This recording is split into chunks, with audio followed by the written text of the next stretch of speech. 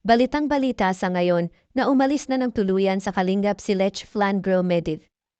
Ano kaya ang totoong dahilan at na-trigger ng husto ang kanyang mga supporters na nagresulta ng bashing? Sino ang nagpaumpisa para galitin ng husto ang kanyang mga fans? At bakit sinasabi na dumidirekta siya sa pakikipag-usap sa sponsors niya? Well, hindi ba si Rab naman ang nagbigay ng basbas sa kanya para gawin yon? Anyways, so much for that, hayaan na lang natin kung anuman ang naging reason para umalis ng tuluyan ang isang beneficiary nilang si Medit. Siguro, hindi na rin nakayanan ang walang humpay na pambabash sa kanya doon. Nakalimutan siguro nila na isang tao rin yung binabash nila. Anyways, kumusta naman na kaya ngayon si Medit? Ano na kaya ang pinagkakaabalahan niya?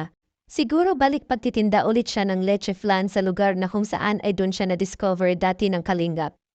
Siguro mas masaya na siya ngayon dahil malaya na siya sa mga bashers, pero parang sinusundan pa rin yata siya kahit saan siya magpunta. Siguro ganun na talaga siya ka-famous dahil sa social media ay talagang pagdadaanan mo ang bashing kapag sumisikat ka na. Doon masusubukan ang tibay mo kung kaya mong ipaglaban ang sarili mo para sa iyong kinabukasan. Ako naman ay naniniwala na darating ang araw na tatantanan din siya ng mga inggitero at inggitera na sumisira sa kanya, hahaha. Balita ko nagpunta daw sila ng kanyang ate sa Tagaytay upang mag-advance celebration para sa kaarawan ng kanyang sister.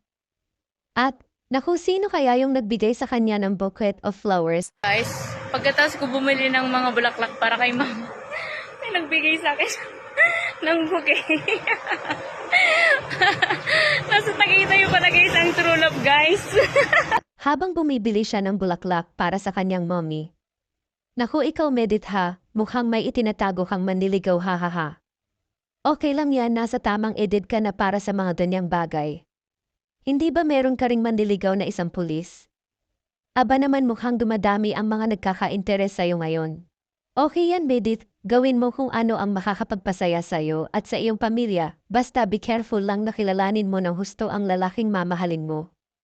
Ang piliin mo ay isang lalaki na may paninindigan at kaya kang protektahan at ipaglaban sa lahat ng oras.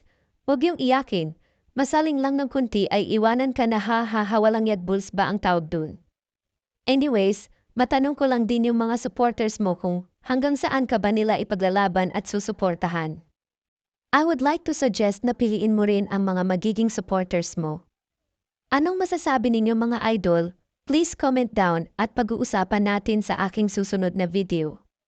Kung isa ka na tunay na supporter ni Medit, ay huwag kakalimutang mag-subscribe at mag-like at pakipindot na rin ang notification bell para palagi kang mano-notify sa aking mga susunod na videos.